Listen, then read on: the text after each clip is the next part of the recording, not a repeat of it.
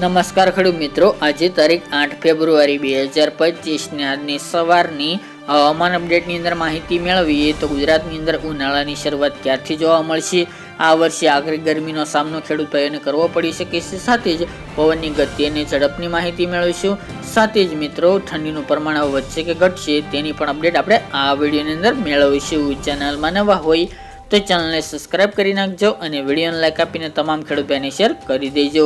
હાલ ગુજરાતની અંદર મિક્સ ઋતુનો સામનો ગુજરાતના ખેડૂત ભાઈઓ કરી રહ્યા છે।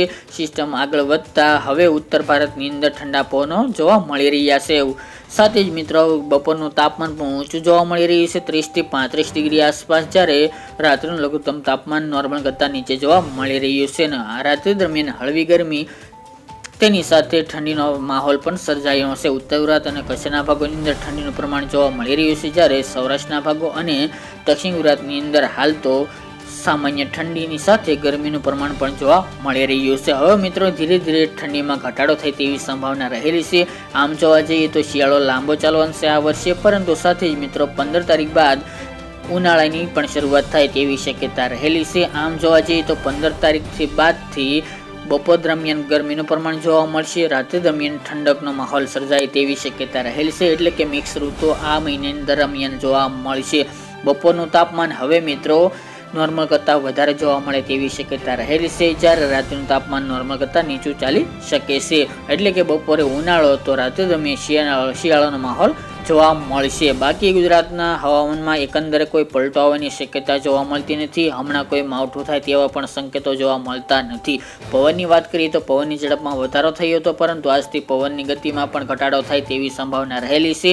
જે પવન 15 થી 20 કિલોમીટરની ઝડપે જોવા મળતા હતા તે 10 આસપાસ પહોંચી જાય તેવી શક્યતા આજથી જોવા મળશે। આજે અમુક ભાગોની અંદર પવનનું જોર થોડું જોવા મળશે, બાકી કાલે 9 તારીખથી તમામ ભાગોની અંદર પવનની ગતિ સામાન્ય જોવા મળશે। બાકી મિત્રો ઝાકળ વરસાદની વાત કરવામાં આવે તો ઝાકળ વરસાદનો રાઉન્ડ એક પૂર્ણ થયો છે। હવે મિત્રો 10 અથવા તો 15 તારીખ બાદ ફરી એક ઝાકળ વરસાદનો રાઉન્ડ આવે જોરદાર તેવી શક્યતા રહેલી છે, જેમાં વહેલી સવારે ઝાકળ વરસાદનું પ્રમાણ ખૂબ વધારે હશે, સાથે ધુમ્મસભર્યું વાતાવરણ પણ આ ફેબ્રુઆરીની એન્ડમાં જોવા મળે તેવી શક્યતા રહેલી છે। બાકી મિત્રો ઉનાળાની શરૂઆત વાત કરવામાં આવે તો માર્ચ મહિનાની 1લી અથવા તો 2જી તારીખથી વિધિવત રીતે જોવા મળશે। આ વર્ષની સરખામણી આ વર્ષે પણ આકરો તાપ જોવા મળે તેવી શક્યતા રહેલી છે। આ વર્ષની જેમ ઘણું બધું તાપમાન ઊંચું જોવા મળ્યું તો આ વર્ષે પણ 42+ તાપમાન ચાલે તેવી શક્યતા રહેલી છે, એ પણ ખાસ એપ્રિલ મહિનાની અંદર। એપ્રિલ, માર્ચ અને મે એમ 3 મહિના સુધી ઉનાળો ભરપૂર ચાલે તેવી શક્યતા દેખાઈ રહી છે। દિવસે ને દિવસે આપણે મિત્રો અપડેટ આપતા રહીશું। આ તે મિત્રો આજને વહેલી સવારની અપડેટ, ફરી એક નવા વિડીયો સાથે મળીશું। આજ માટે આટલું જ।